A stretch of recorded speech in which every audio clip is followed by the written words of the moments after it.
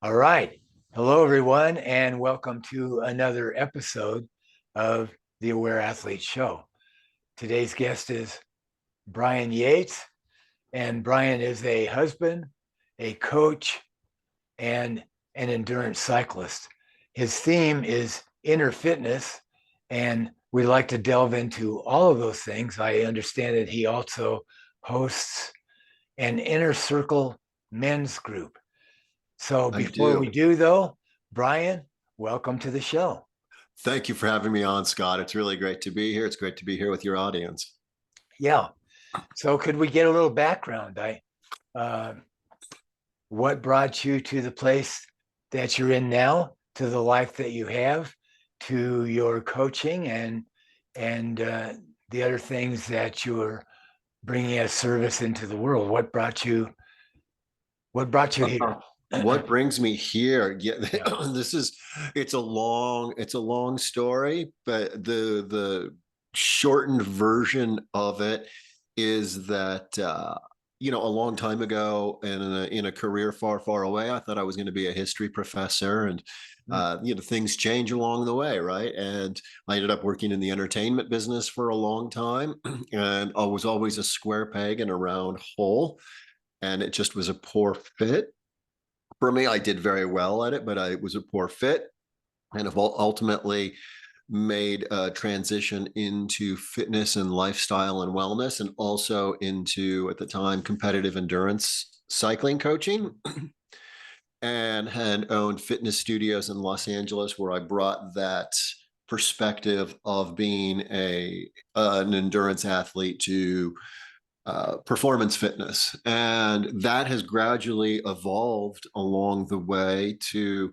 as I was doing that, realize that, at the time when I was training people, 40% of that work was always about mental fitness and 60% was about Mhm. physical fitness. And gradually that's just evolved to 100% about inner fitness. And what has brought me here along the way are just several of those big, huge light bulb moments. I'm a recovering alcoholic and have had a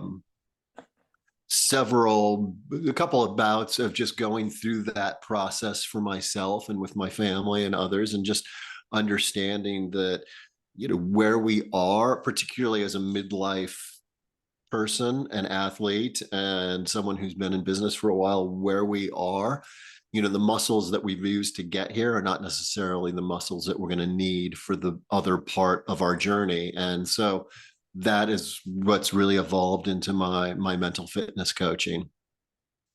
So you were in a job that was a poor fit. Yeah. What were the obstacles on your path to making transition to what you do today? So I think a lot of it was my own courage, whatever the beliefs I was coming up with. We create these definitions of, I need to make this kind of money and I need to do this to have this kind of life. And we create this box of what we believe things have to be. And I think it was just kind of setting up the conditions to make some courageous moves and risky moves. And I would say that the moves that I made were not the most graceful moves, but that's going to be true of anything.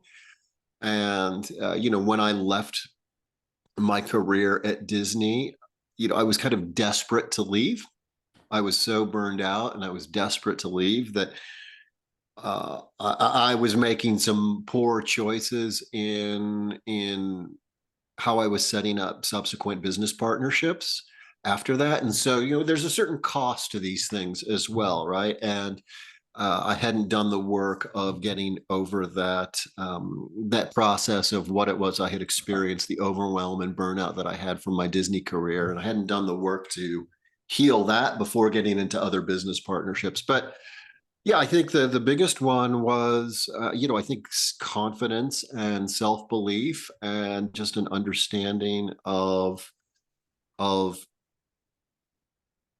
how to take that step and what's next. I think, it's about getting clarity, and that was often very hard to find. Ah, okay, so you mentioned being an alcoholic. I have seen people who quit alcohol. And it makes certainly anytime you do that, if my son was a serious alcoholic, he's lucky to be alive. And so you obviously get benefits from not doing that to yourself anymore. Oh, But for sure. I think the world gets benefits from me not doing that anymore. sure, yeah. But I know some people can actually leave that behind, get some physical benefits, but you talk about inner fitness, but they don't really. It's a superficial word maybe, but they don't really find happiness, and they don't really find, they're not they haven't gone that far on their pathway. Oh, There's a sure. difference. There's a difference between cleaning up a little bit and really finding inner fitness, inner peace. Could you comment on that? I can talk ad nauseum on Yeah. that. I think that there are multiple kinds of sobriety. There's physical sobriety of working through the dependence, the physical dependence that we have on it. I spent 8 years as a physically sober person. I would Mhm. say that what I was lacking was an emotional sobriety, which is what you're talking about, right? And it is Yes. Mhm. that getting to the core of what it was that not only where drinking was the solution, right? It wasn't the problem. Alcohol was, the solution. We think it's the problem, Yeah. but it's something much deeper than that. It's that absence of whatever it is in our spirits that Yeah. bring that on. So yes, that I think for me, a lot of my work as a coach is informed by that and my experience of that and just these things that I've gathered along the way.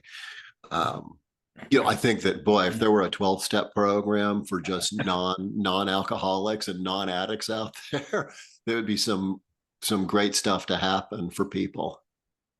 Exactly. Yeah. Because it's I can't imagine how much alcohol is sold in this country, but it's not alcohol. It's not. It's our process of adapting to life, and yeah, It's our process to adapting to life. That's exactly right. And I had a maladjusted process from the time I was an early teenager for a very long time. And so, it's for me, it's taken clarity has come in multiple ways. Sometimes clarity comes painfully, sometimes it comes magically. And it's what we do with that clarity afterwards, right? However we act on it and what actions we turn into it, that where the growth really happens. yeah. So you bring all of that, and you were coaching athletes, and maybe you still do, but you also coach midlife executives and people who are highly engaged in life, but not kids. But not kids. No, I tend to coach men and women who are definitely in midlife. And if I were to describe them, they are here's the way that I like to describe them. If they were a marathoner at mile 17, they still have 9 miles to go, right? And this isn't to like, oh, the point of when things are finished, but they got 9 more miles on that particular journey. And the muscles that they use to get to mile 17 are not going to do the trick for the final 30%, right? They're going to have to dig somewhere else and they're going to have to find it somewhere else. And so the people that I work with are midlife creative professionals, leaders, right? And they run teams, they run organizations, they've got their own businesses, and they've been doing this for a while. And a lot of them, one of the things that's really in common for them is that they also tend to have clients, which means that they're working on other people's intellectual property. So they're also that underlying theme is that they have to serve a lot. They're in service a lot, right, in their jobs. And, no amount of endurance can last forever in that. And so what they Yeah. find is that kind of exhaustion of like, oh my God, I've been carrying the load of running my business. I've been carrying the load of my management and leadership. I've been carrying the load of having to do the hustle. They've been grinding and hustling for a long time. And we can grind and hustle in our 30s and even into our early 40s, but at some point that shifts and our capacity to hold that load becomes very different. So those are the people that I work on. Like for me, I like to say that my coaching is fine in the first miles, but where the real magic happens is when they're at 60 or 70% in and they've got 30% more to go. That's where the real magic of my work comes in. I'm going to laugh because you used running as an illustration. In spite of what I said. Yeah, in spite of what you said. Yeah. Well, I think a Okay. marathon, it's true. What he's referring to is that at the start of this, before we got on camera, is that I said running's for fugitives. Yeah. But I do some trail running a little bit, but but I also think that a marathon is a lot more tangible for someone who's listening that doesn't necessarily identify as a physical athlete than say me talking about 100-mile bike ride. Yeah. So at some point, life gets real. Life gets real. And you have to remind yourself, hey, this is what I'm here for. This is what I'm here for. And yeah. we've been out there, we've convinced ourselves through our 30s and 40s, I'm doing this on my own, I'm solo, I'm doing this, I'm building, I'm me, and it's a very ego-driven pursuit. And at some point, our egos just cannot hold the weight of that identity we've created. So something has to change. Exactly. So tell me about that shift. I went from being a bull in a china shop to, everything's straight. In fact, that is a hallmark of our culture. Yeah. If something's not working, get a bigger hammer. If if your training's not going well enough, try harder. And the energy you bring into life is just this powerful thing. And if you go to PT, the only thing that's wrong is you need to be stronger in some area. Oh, And that oh, doesn't always cut it.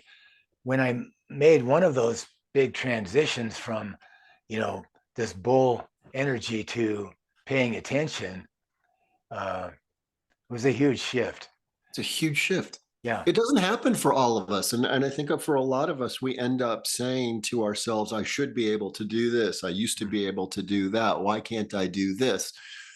And the energy that we're in goes from that I'm a hammer in search of a nail energy or bull in a china shop energy to this kind of self-recrimination. Like, why can't I do this? You're weak and all, and it's a really tough place to be. It's sort of an impossible, de-energizing place to be. And that shift for me has happened multiple times. I mean, and I expect that it's going to happen many more times. Yeah. I used bike racing and cycling and my athletics as alcoholically as I used my drug, right? Yeah. I used competition as a way to escape whatever it was I was feeling, and I didn't even know at the time. And it was from, I've had several shifts. There was the burnout shift from workaholism in my 30s. There was the shift, and then at that point going, oh well, that didn't work, so I'm going to go get a business partner over here. But bringing all that same wrong energy to that partnership, you can only imagine. It's like, oh wait, you mean I was expecting this a partner to solve my problems? Yeah. That's not going to work. And then doing it again, right? Doing it again with a different partnership, and then. So I think at some point for me, it is learning to hear the voices differently, or learning to hear someone say a thing that just rattles my cage enough to go, oh, wait a minute, that isn't working. What am I doing? And so the shift has come multiple times, and it always looks pretty similar, right? It's almost two things. It's almost like, oh wait, everything becomes incredibly focused. and I can see what's going on. And then at the same time, the lens opens up and everything becomes clear, right? It's like, ooh, oh, right there it is. And then it opens up. And the other thing is that you just hear that voice differently, that someone has said the same thing for a long time and you've heard it, but you've never really internalized it. And at some point, it's this transition from going from here, from the head into my heart and gut, like, oh, wait, there it is. Yeah, very much. Very much. You can hear things and believe them and think, and thereby you think that you know them a little bit, but you don't. And whenever you think you have something figured out, and really life is somewhat simple, but hugely complex. So It's whenever you think huge. you have something figured out, just wait till tomorrow. Just wait. That's right. Wait. Stick around, kid. Wait till tomorrow. You'll have There's a another completely dimension. different Yeah. perspective. Yeah. So what you're talking about there with burnout, I think we could spend a little time on that, and service. I think you mentioned that word in there. They do Yeah. serving. So we can serve out of compulsion or out of some inner thing that is never exhausted. If we listen to that and take care of ourselves and don't do the serving out of compulsion. I don't have to do this, I don't but have to do there's this. something in me that really wants to. Those are two different paradigms. Could you Those are comment what, on that? yes. Yeah, those are our hidden addictions, right? Yeah. And I don't necessarily, when I say our hidden addictions, I don't mean the substance addictions. What I mean are where we have our little energy thieves that are pulling the strings and driving us in a way that we're not even perceptive to. And it could be, and I just think of like it's how our energies get used. So, people pleasing. Why am I people pleasing? Why am I seeking achievement? What are the accolades that I'm going for? Why am I pursuing all of these things? But I think, yes, serving out of compulsion, right? It's that for me in my story, it was, I've been involved with the charities for a very long time. Even in my active alcoholism, where I thought, oh, I'm being, I'm a giving person, I'm a good person. And at one point, after doing some work, I realized, oh my God, my motives were always like, what am I going to get out of this? Yeah. What am I going to get out of this? I'm doing this because I think I'm going to get more business or something. And my motives and intentions, when I started excavating, were like, no, there's that little part of me that's afraid. And so I've been treating this as some kind of underlying business development as opposed to just treating it for the sake of being of service. And when I discovered that energy shift and where it was coming from, I was like, oh my God, I don't have to do that anymore. Or I could be honest with my friends and say, hey, I need help in my business. Can you do this? That's a way easier way of doing it. Yeah. Yeah. Yeah. I can really identify with all that. I've lost my train of thought a little bit because there's so much in that. But yeah, I don't have to do that. I don't have to do that. And in terms of getting another business partner, if you're not happy here, you're not going to be happy there. No, and businesses are just like marriages. Yeah. They're just like, you bring all the same energy, you bring all the same fears, you bring all the same insecurities, you bring all the same hidden expectations. I have a little process that I do on myself now. It's like, what are my expectations? What are my motives? What am I bringing to this? And it may sound exhausting to people who don't go through that process, but at some point it's happened so quickly now where I can just start spawning it. But, it's like learning a sport or learning an instrument in the beginning. Like when I had to rewire that part of myself, Yeah. so you remember playing baseball as a kid. Throw the ball, put the glove down. Throw the ball, put the glove, pick the ball up, right? And it's this really slow, deliberate process Mhm. until it becomes muscle memory. Right. So, we have all kinds of business advice and networking events and so on, but they're all, like you say, they're based on when you go to a networking event. A lot of people that attend that are just wanting to give you their card, and talk about their business, and they see you as a transaction and so on. And then there is a whole different shift, a whole different paradigm of I am alive. I am I am connected to everything. I want to be connected. I just want to be connected because it's a beautiful part of life. Now that sounds poetic or something like that, but it's real. It's real. Yeah, it's real. It's a whole different part of connection than just the transactional for myself, for my ego, for my bank account, uh, for my to feed my fears.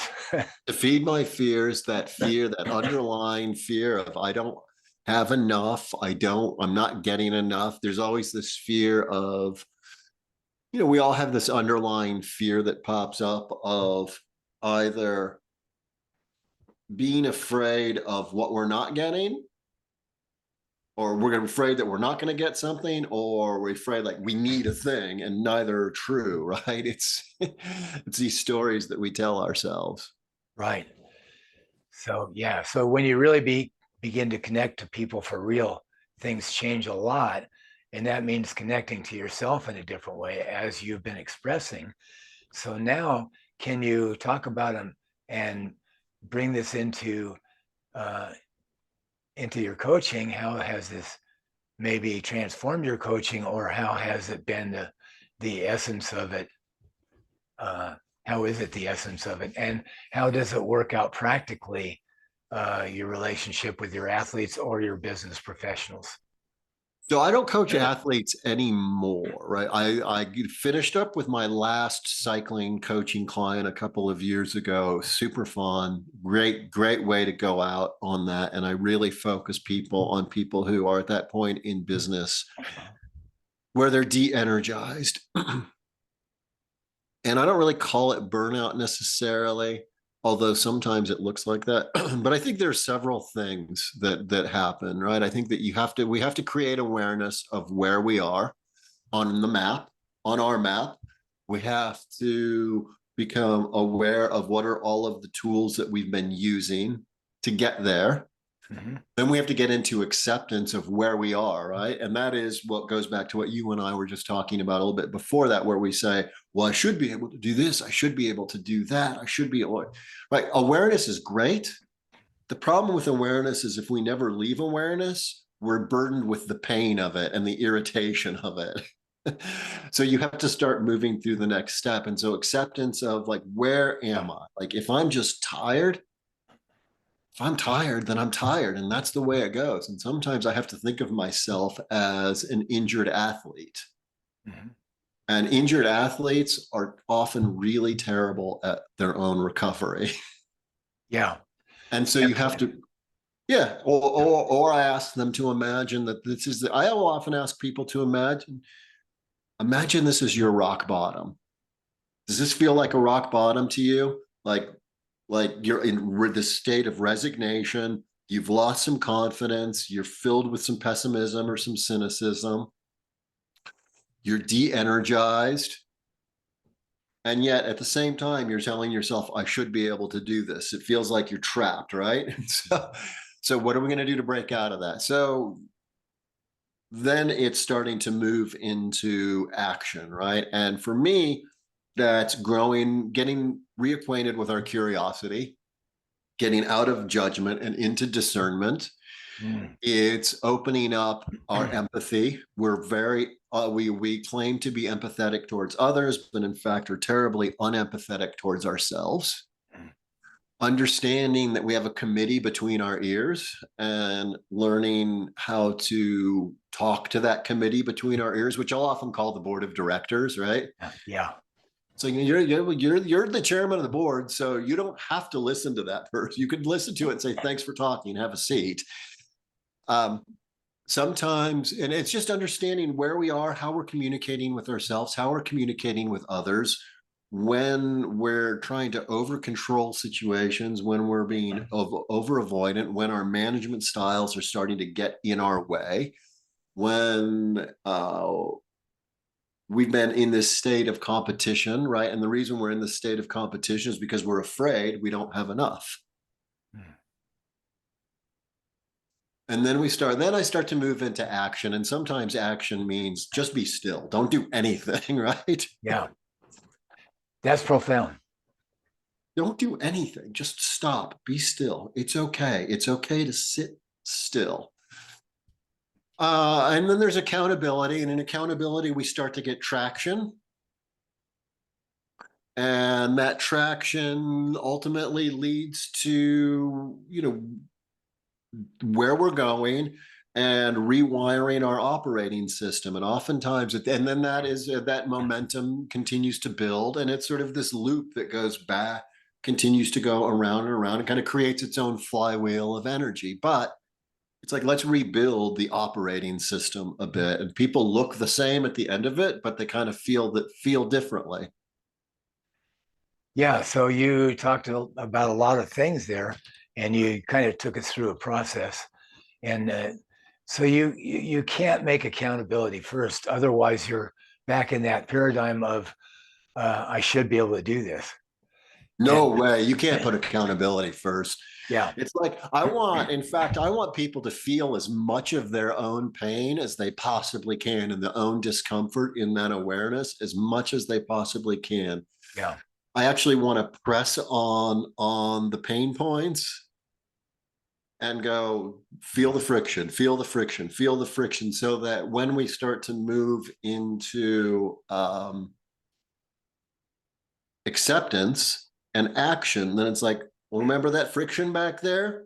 Because we're always going to pick up, our instinct is always going to pick up the things that are comfortable. So if we're controllers and what we're trying to do is unwind that controlling thing that we've overbuilt, like, I want you to feel that friction, because the only way breaking through that controlling thing is when you turn it into a felt experience. yeah. So acceptance, uh, that's so foundational because if you don't start where you are, you can never get where you want to be. And so I see injured athletes online, and they'll go to a particular group and they'll ask a question about their injury, and then they'll get 100 different responses, and so that's information overload, and that just reflects the state they're in already is confusion. Confusion. They're And overwhelmed. yeah, and it is that way because they are not really looking inside to the resources that they have, and that You so know what they're that's trying to, I feel like they're trying to solve the referred pain, right? yeah, The referred pain. And like, as a cyclist for years, I always got a pain in my levator scapula that comes right up here, right? And I was always saying, oh, I got this thing, I got to fix this thing, I fix this thing. And then I got just the absolutely right physical therapist, body worker for me. She spoke my language. mhm, She had my sense of humor. She also had my directness. And when I would say, it's this, it's this, it's this, Julie, and she would say, no, it isn't, you ding dong. It's because you're like this the whole time. yeah, You got to go do some push-ups, go work on your chest, go strengthen that. Or so I often talk about the metaphorical referred pain with people that I'm working with, like people who manage people, like, oh, if I could only get this person to do that thing, that's my friction. I'm like, no, that's not your pain at all.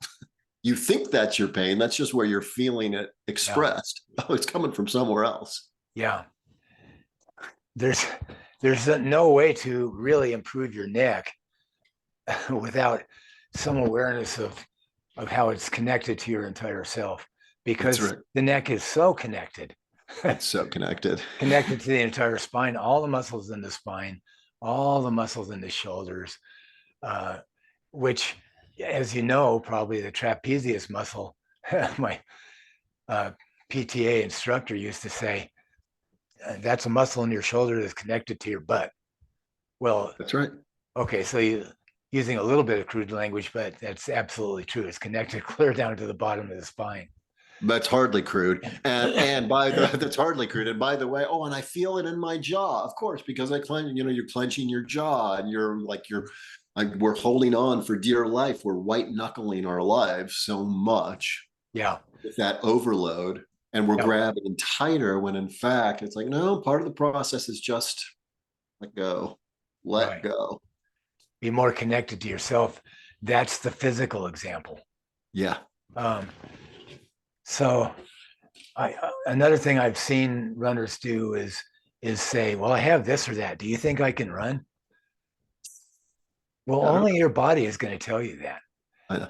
And only your awareness of exactly how you're doing what you're doing is going to improve it. That's right. And, that's why running cues miss the mark. Now, some of them might be good and they might work for certain people at certain times, but there's no way to describe movement accurately with words. And even if you could do that, how do you describe the timing of it? You can't do it. And you If I can't. really wanted to run, I would go out and I would hire a coach and I would say, teach me how to not run with scissors. In other words, how to do this smart. Yeah, Right. Because most athletes always are running with scissors. We're our own worst enemies. And exactly. Strava has not helped that, right? No, yeah, some of the tools that we can use there, monitoring your heart rate and so on, are useful, but they never take the place of self-awareness. And this is where I need mentorship in my life. I need to see other people. I need other people to see me moving in a way that I can't see myself moving. And that's, I think, mentorship or coaching or guidance or sponsorship. All of that is so important because it's to help me. It puts sort of bumpers around me of like, no, you're only going to work in this lane, Bryan. This is where we need you to be, and you're only going to work this fast. Yeah, that is the thing. We have to develop our kinesthetic sense, and yet we might be far off in our feeling might not match what we're really doing. Oh, sure. No, because And our brains, our egos are always going to tell us that we're not doing enough. yes, and Always. and we won't be able to feel accurately sometimes. So you can think you're doing something, and then you see yourself on video, and you go, "Oh, I didn't know." Yeah, it looks It's so much interesting that different. you say kinesthetic sense. I also think, our proprioceptive sense, right? Yeah, You said bull in a china shop, and it's like yeah, there's that metaphor is like there's something with zero proprioceptive sense. It's just like right, pound through. right, and you can imagine what damage that would do. I mean, the metaphor is about that. Exactly. Yeah, Uh, you can't win everything by trying harder. No. No, it's funny, right? You'll recognize this. There's this period in our lives in our 30s and 40s as endurance athletes where, the message is to HTFU, harden the F up, right? Yes, And I actually work with people who have been doing that, as you say, oh, I'm going to work harder. So, well, now at some point we have to STFU, we have to soften the F up, right? We got to lighten up the load a little bit. We have to lighten our grip. We have to take a much more graceful approach. It's where sort of elegance and efficiency take over from what we were using, which was just sheer brute force and strength and overpowering. right. I I know that that's a trap for uh, elite athletes who are on the edge because competing is not about being the healthiest person over the long run that you can. Hopefully, it has some element of that, but it's that's not what it's about. Right. But what's startling is that amateurs can overdo it worse than elite athletes because there is a successful elite athlete will have some measuredness to what they're doing, whereas this boot camp training salons Yes. and high intensity stuff. Uh, sure, high intensity interval training is a staple some programs, but not every day, Right. every workout. And so the ignorance of the public and of the person who is really mired in the willpower trap is sometimes more harmful even because Self-will is a because brutalizing tool. I was years ago I was actually shocked to understand that some of the very best athletes don't do what I was doing. They're much more measured about their training. Killian Jornet, arguably the very best ultra runner, mountain runner in the world, and anyway, he can do some of these horrendous endurance events with a heart rate of 130. Yeah, Yeah. and he's been raised in the mountains, and he's so consistent, and he has this outlandish VO2 max, and but yeah, but he's not redlining during these things. Not all, we're not all built genetically the same, no Right, matter. that's This is correct. Yeah, the challenge for endurance athletes, I think, is that we can get so close to our professionals. We can get so close to professional cyclists. We can get so close to professional runners. And in some ways, there's this veil of imagination there that sort of makes us, our proximity makes us believe that we can somehow get the same thing they can get. yeah, It's just not true. It's just not true. We just have, and I don't think anyone would say that on a conscious level, but watch a cyclist who had, when a pro comes into the field and comes into the group ride, every cyclist all of a sudden starts trying to perform impressively, or they're like, oh, my proximity, maybe if I keep up with this person, I'm actually a pro. Maybe yeah, I'm actually a pro. And I'm like, no, dude, you're 42 years old. You're not, yeah, it's not going to happen for you. yeah, yeah. So the takeaway is there has to be a real measured touch with reality. It has to be, that's right. This is the awareness thing and the acceptance thing of where am I? Yeah, Rich Roll talked about this on a podcast recently, which was, and he said, as an older athlete, I have to remember to meet myself where I am. yeah, Not where I used to be, not where that's I very believe I important. should be. Yeah. So give me an example or so of where someone has needed coaching and you have, and I assume that you would probably think that someone who's worth coaching is someone who can be committed to what they want to do. I think most people are worth coaching because of meet them where they are, Mm-hmm. meet them where they are, meet them where they want to be. So, a couple of examples. I'll give you some very real examples. Um, I've had someone who was running a PR and marketing firm, and they had been doing it for a very long time. And they were literally said to me, Bryan, I want to fire myself from my own company. And you have to work through, and it was, where do you want to go? Why do you want to go there? And let's get through this. And I think the first part of the process was, let's heal that. Let's heal that injured part of you and figure out what we're working with here, and figure out what it is that has brought you to that point, what it is you're doing that's brought you to that point. So that's one very practical example. For Uh, sure. Yeah. yeah, Yeah. Uh, so nobody comes to you for coaching who doesn't want something. yeah, Yeah. yeah.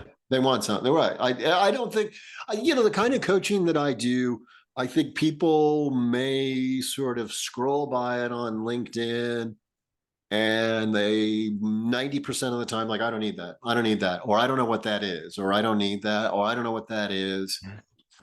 And a lot of it is because, they don't, none of us really knows ourselves nearly as well as we like to imagine. Mm. We do. And so we also tell ourselves, oh, I'm supposed to be suffering because that's what life is. I'm supposed to be suffering, or this discomfort I'm feeling is totally normal. Well, it is. It is, but our relationship to it may not be totally normal, right? And Exactly. I love that because what's hard is to accept that easy is right. right, we want to overcomplicate it. We always want to Yeah, overcomplicate it. that's right. Yeah.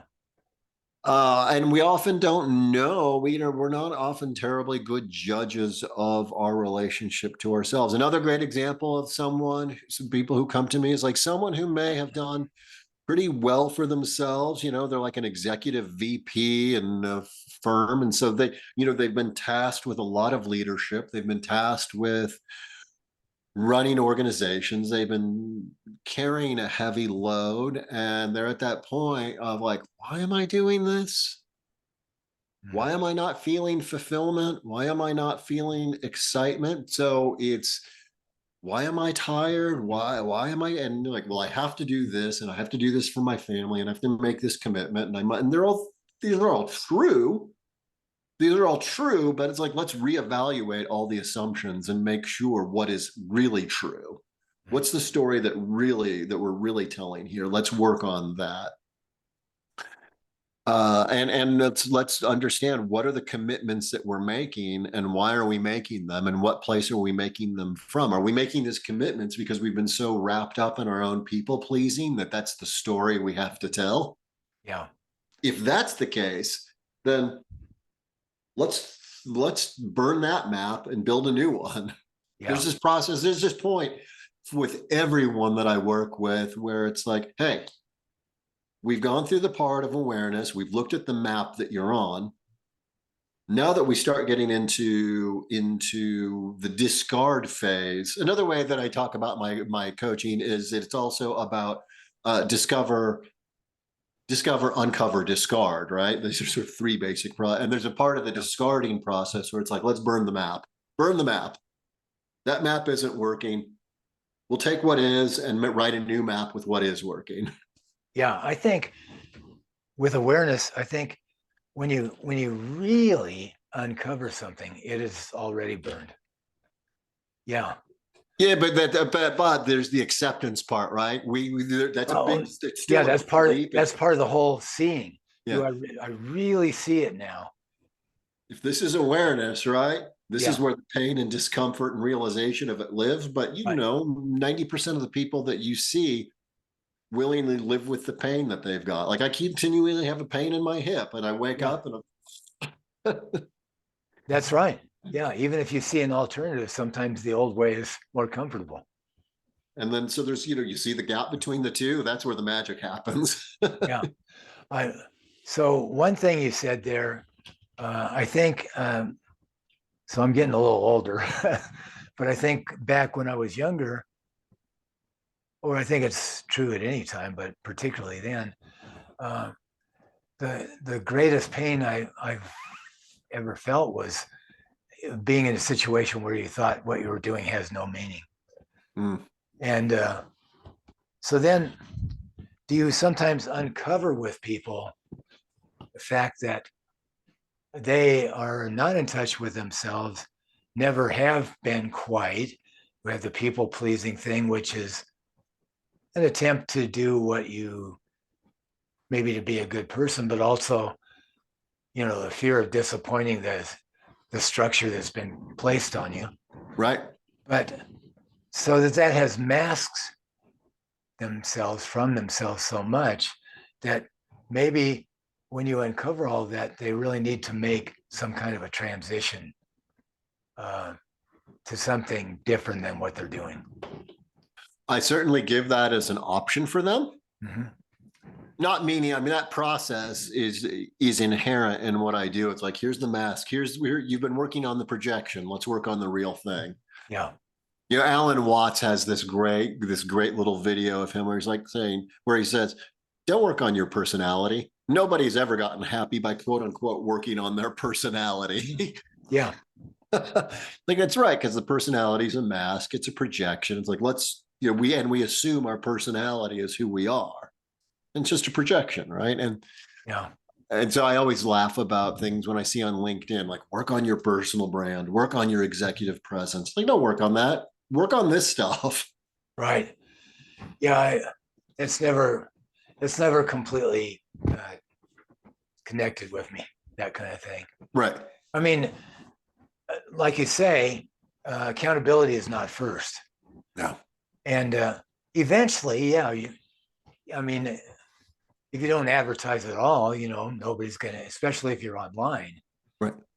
nobody's going to know that you exist. So you have to do some of that, but that's mechanical. That's just, That's mechanical. Yeah. yeah, That's part of the marketing. That's part of the saying this is, we exist processes and this is what we do. And the reality is we live in a world where mortgages must be paid, rent must be paid. mhm, And to do that, we actually need currency to do that. But yeah. So you there can are either, ways where we can go for that, where we feel more authentic and then probably what we're doing and the tools that we're using. yeah, yeah. So that requires some learning, That requires some learning but and but relearning. it's not it's not near the learning that it requires to get where you're in a place where that could be of any benefit to you. So I'm sorry, can you say that again? The learning that it requires to do your marketing, whatever that is not nearly the learning that it requires to get yourself to a place where that could be of any benefit to you. Right. That's right. Yeah. That's right. I think if you focus on the hard stuff, if you focus on the substance, if we focus on the substance and if we focus on the impact that we're trying to make and who we're trying to show up as, I guess that's it. Who are we trying to show up as?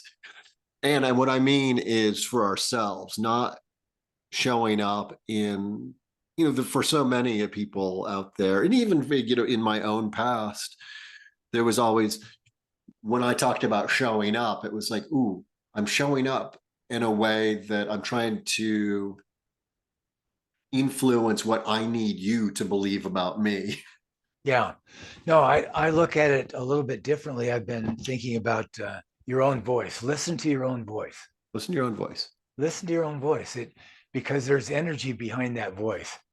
Yeah. And so you can listen to your own voice and it tells you something about yourself.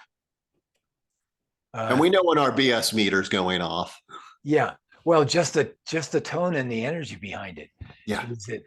Is it somewhere between I'm great? But okay, so I recently heard somebody answer a question said, it's obvious you believe you're a very, very great man. And he said, I do not see myself as either great or small. And I really mean it. Yeah. And so your tone of voice will tell you where you are on that scale That's right. and your energy. So if you That's right. listen to it, it reveals something about you to yourself. But then it will, just like we talked about movement, your movement might not be exactly what you think it is. And so what you really want to take out of yourself and put in the world, uh, not what you want other people to think about you, That's but right. when you contact them, you can feel that in your voice too. Right. And Right. so you think, oh, I really have something. I really want to connect with somebody, and I'm acting so drawn back or so masked or whatever that I'm not really expressing what really is there. And so you can make these fine little changes, not big, but Oh, you can but you project have to what you really want to instead of what you're holding back from. but you have to Yeah. build all those muscles, right? Right. As a movement Right. specialist, that it's not just the big muscles that we Right. use. We have to learn to condition our tendons. We have to learn to use our ligaments. We have to have what I talk about is having an emotional range of motion, right? I want those joints to Exactly. be able to flex and extend So as fully as possible and express themselves with as much range as they possibly can. yeah, exactly. That's said well. Uh, Boy, it's yeah, I mean, that's exactly where, for me, I talk about this a lot in my own alcohol journey. It's that at some point, I was 13 or 14, I decided that the emotional side of me was too vulnerable and wasn't going to work. So it was like put on the really rational mask, right? yeah, And put on that, I had these pointy ears as a kid. People called me Spock, so I was going to be Spock, right? And I'm good going to be the character. rational. And so my ability to see things from a clear and kind of rational and strategic way is a strength, but it's also a great liability when it comes at the expense of pushing away the emotional heart side. And where's the feeling in all of this, right? Yeah, And only when I was able to start, and this is an ongoing process and this is an ongoing practice for me, but to connect those two and start to lead to lead from the emotional side, then did the strategic, rational thinking part of that, of who I am, start to open up in new creative ways. yeah, yeah, exactly. I had a lot of thoughts there, but uh, all this inner work is not just in the mind. But No, I mean, importantly, it is sometimes. But really.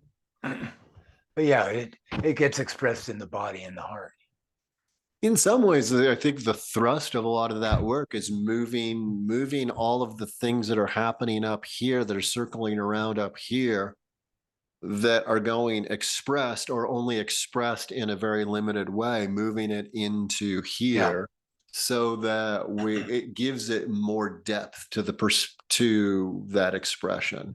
yeah. The things that are up here, even the most magnificent ones, are not real unless they get Embodied. yeah embodied exactly. Yeah. Yeah. I have really appreciated the depth of what you've discussed here in terms of your connection with your clients and your coaching.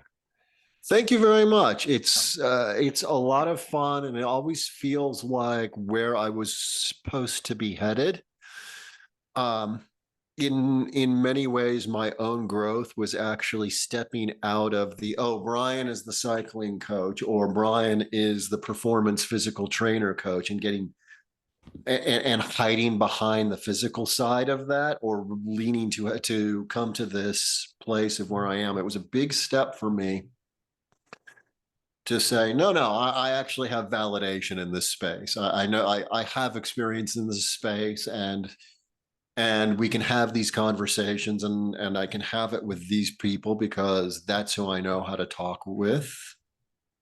And there is validity there. But boy, there a lot of times we have to the journey we have to take is finding our own validity and finding, as you said, our own voice in that place, and realizing, oh wait, I have a voice. Why am I hiding this? yes, exactly. Yeah, yeah. So you are not coaching a lot of endurance athletes anymore, but you're still a cyclist. Still a cyclist. It's really interesting. Was taken in Bend, by the way. Oh, Um, yeah, it's interesting. I look at this, and um, I actually own a big gravel event here in where I live in this part of California, and I produce a big gravel event.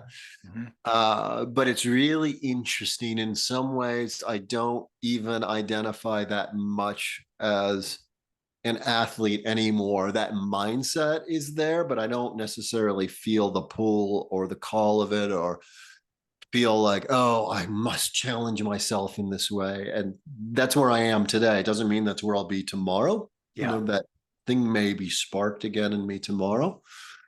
Like I look at this and I'm trying, and sometimes I walk into my office and I'm like, I don't really recognize that guy.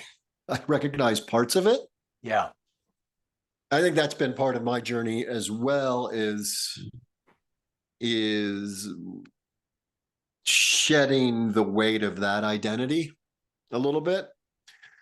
Um, I get out, I ride 6, 7, maybe 8 or 9 hours a week, but I try to do other things as well. And I don't really sign up for that many events. I have one that I'm going to.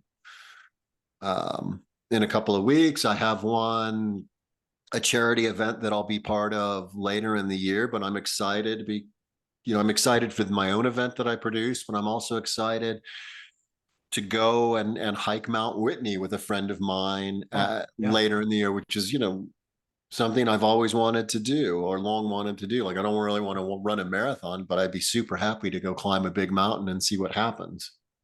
And I know the test for me would be that I tend to get elevation sickness. So that would be kind of the test for me. So we'll see what happens. But Well, I still ride a bike, and it's like how I use it very differently than I did say 5, 6, 7, 8 years ago. yeah, I feel that change too. I still like to try things, but some couple of years ago, I tried something that I knew going in. I was very happy with a DNF, just to give that kind of a thing a shot, and be out What there. was it? It was an Elks King Traverse, and What's that? well, yeah, you're not familiar with the Portland area. No, I mean, I've been there, but I would say no, not in depth. So this is a race a little west of Portland, and you go up over two mountains, and it's like 1,000 feet per mile or more. Oof. I've never seen a course like this, but it has two rope sections. Oof. And then I thought I could make up some time going downhill, but no, it was hard pack with loose gravel and steep. So no, can't really make up any time. It's hard to follow with trekking poles, and I Yeah. fell twice. Wow. So Wow. yeah, so that was just pretty cool just to be out there. That's really cool. I was 71 then. Wow. Amazing. So A I, big I part of what I was going to say, a big part of where I am today, both in my coaching and as an athlete, is in the connection side yes, and community side. Like, how do I connect to myself of where I am today? How do I connect to others? How do I create these meaningful connections to just be the best I can be in the moment? And maybe it's like, and maybe that's just acceptance, right? Maybe it's like, oh yeah, you know what? I'm not the athlete who climbs this really fast anymore. Maybe it's like I'm supposed to get in touch with that side of me on this climb and make peace with that. So that's yeah, where I am today. yeah, yeah. Connection's a big deal for me this year too because I lost my wife of 51 years last October. So Oh, I'm so sorry to hear yeah, that. so What's her that name? what was her name? Yeah, what's her name? Leanne. Leanne. Oh, And I still feel like I'm very connected to her, but of course there's this huge hole in my yeah. life. So yeah, connection's a big deal. It's a big deal. Wow. Thank you for sharing that. That's a really powerful message. I'm going to go in and hug my wife after this. Do it because as imperfect as that relationship could be, it's the most beautiful thing you'll ever know. Oh, And every day, I mean, yeah, before she was gone, I would just sit and hold her hand and just be quiet sometimes, just because I could, and I yeah. knew I couldn't do it always. Oh, thank you for the reminder of, that goes back to what we talked about earlier, that sometimes the next indicated action is to do nothing and just be still. Yeah. So you also, it's kind of an abrupt change, but Sure. you also have a men's inner circle group. Would you like to tell us about that? Sure. It's a small group. I do this with women as well, but I started it with men last year as I was reading more and more reports of the physical and longevity dangers of isolation and disconnection, Mhm. and particularly as it relates to men who age. They get into their 30s, they've had families, they step away and they get really entrenched in their families, and their spouses or their closest friends, but they lose these other relationships, or they've made their relationship to Yeah. work, and that's how they've made their identity. And when all that stuff goes away, when you've overinvested in that identity and overbuilt it and it's gone, as it inevitably will be, Mhm. our feelings of relevance change and we lose that sense of purpose. And we become disconnected. And the old way was men retreat into their garages with their lawnmowers and hammers, right? And now as they get older, it's like we play games or we get into substances or there's other, or we play video games, or there's pornography or gambling or whatever it is, right? And there's disconnection. So that was it. I was like, I'm going to start a group. I'm going to start a men's group. We'll get together and we meet twice a month, and it's a community, and there's 10, 12 people in at any given time, and I would love to see it expand. And it's just a place for guys to meet up. And the way it works is that I don't even have a theme. I'll come into it in the morning of. I'll have had a moment where, like, I start my day with a conversation with the universe and intention and a little meditation and sort of see what comes up. And I'll come in with that curiosity of that question. And then we find one person to kind of kick off the weekly session of where are you? How are you showing up as today? And then everyone else has an opportunity to either give feedback or say where they are. And it's an hour, it's quick, it's Wednesday. We do it Wednesday mornings, and it's a charge up. And it took a little effort, but it's really interesting to see how it's trained in men the ability to actually speak honestly and stop saying, I'm fine. I'm fine. I'm fine. I'm fine. It's like men will say, I'm fine. I'm fine. I'm fine. It's like, really? Are you really? Yeah. And giving them the Yeah. space to Well, say, I don't got this. yeah, there was a time I didn't think I had any feelings, but Yeah, that's not anymore. that's not it. And, Exactly. and in fact, when you're saying that, it's a contradiction, because to say that, there are probably times when you have really, really intense feelings when you're trying to, but yeah, We get really good at compartmentalizing, except the walls in those houses are awfully thin. yeah, yeah. Okay. So that would, I've really enjoyed this I conversation. have too. Thank you so much for Yeah. sharing. Thank you for inviting me in. It's been a real pleasure to get to know you a little bit and to share this time. Yeah, for sure. I 100%. What a gift. Yeah. I don't get these. I get these a lot in what I do, but it's also just really nice to have these opportunities to have these conversations with people I may never meet. It's what a gift. Yeah. Yeah. I put these out for people to listen to because I think they're valuable, but I always get a lot out of them too. Oh, I do too. This is going to charge me up for the rest of the day. Yeah. Well, cool. Um, so can you tell us about how do people contact you? Your website, if that's Yep, applicable. And it is. It's locomotive coaching. There's no E in locomotive. It's an old brand that I'm just too lazy to change. yeah. So it's locomotive coaching. I hope maybe it'll be in the show notes. And Yes. just Yes. We'll put reach it there. out there. You can direct message me on LinkedIn. You can contact me there. There's also on my website, if you don't actually want to meet me in person but are curious, I've got a mental fitness and mental muscles coaching guide that has 6 parts to it. We're sort of calling it a little Mhm. digital e-course that's constantly evolving. So if you want that, go ahead. I'm told it has great value. I'm biased, so I don't know. But Yeah. feel free to download that. That's on your And website too. Yeah. yeah, that's on the website too. Yeah. Okay. Well, again, I really want to thank you sincerely for this conversation. Thank you very much for having me on. What a pleasure.